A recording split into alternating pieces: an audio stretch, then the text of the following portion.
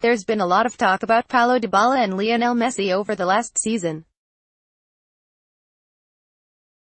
As the 2018 World Cup approached, potentially the last one of Messi's career, people started to wonder who would take his place in the Argentina setup.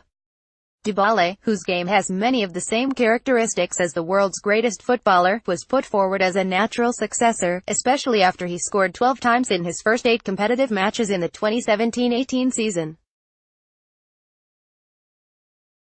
Dybala wasn't nearly as consistent throughout the entire year, but still scored 26 goals and tallied 5 assists in all competitions. That led to his inclusion in the Argentina squad for the World Cup, but he was only on the field for 22 minutes in the group stage, coming on as a sub in the team's humiliating 3-0 loss to Croatia.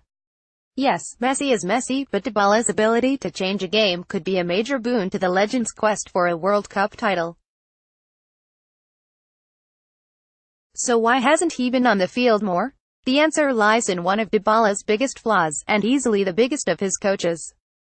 It's often posited that Dybala and Messi can't coexist on the field together, that they're too similar.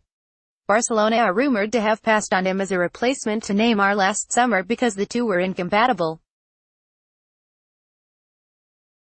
Messi himself conceded the similarity in their games in March. On the rare occasion they are on the field together, they've put together a couple of great combinations. That, however, is an oversimplification of the situation. Argentina manager Jorge Sampaoli has gone on record as saying he thought the two can play together, and they've played a couple of interesting sequences in the times they have been on the field together for Argentina. What is a problem for Dybala is the fact that he's a somewhat limited player from a tactical perspective. To operate at peak effectiveness, he's got to be playing in the middle, either as a segunda punta, a trequartista, or an inside forward. He can certainly be given license to roam to the wings on occasion, but a true winger he is not. This caused some issues for Dybala and coach Massimiliano Allegri this season.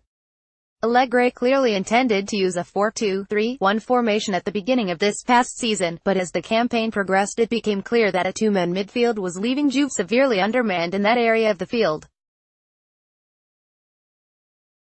By November, Allegri had transitioned into a three-man midfield, which posed a problem for Dybala. Allegri seemed to prefer a 4-3-3 for much of the year, which made sense considering how many wingers the team had bought over the summer. But Dybala doesn't fit as a full-time winger. He had more success playing as a sort of inside forward in a 4-3-2-1 Christmas tree, but Allegri tended more toward the former formation for most of the year. That lack of versatility was an issue for Juve all year, but it's not an insurmountable obstacle. With time, training, and a good tactical mind, Dybala can be molded to fit a system. Unfortunately, Sampaoli is not the kind of coach that can do that. For a player who can need time to find the right set of tactics, Sampaoli is perhaps the worst coach to have. Why? Because Sampaoli has no plan. Sampaoli has used 3 different formations in the tournament, and played musical tactics during qualifying as well. The result has been predictable. Argentina hasn't looked like they know how to do anything other than pass the ball to Messi and get out of his way. Sampaoli has rightly been criticized for his lineup choices and tactics in this World Cup, and has ended up turning in a team that is far less than the sum of its parts. In Dybala's lone outing in the tournament, the instructions he got looked to be, just go out there and do something.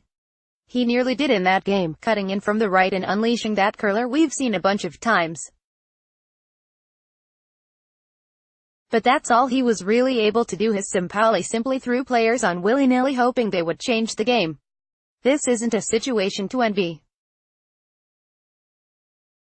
Sampaoli has proven himself incapable of giving his team any kind of direction, and that kind of direction is exactly what Dybala needs to succeed right now.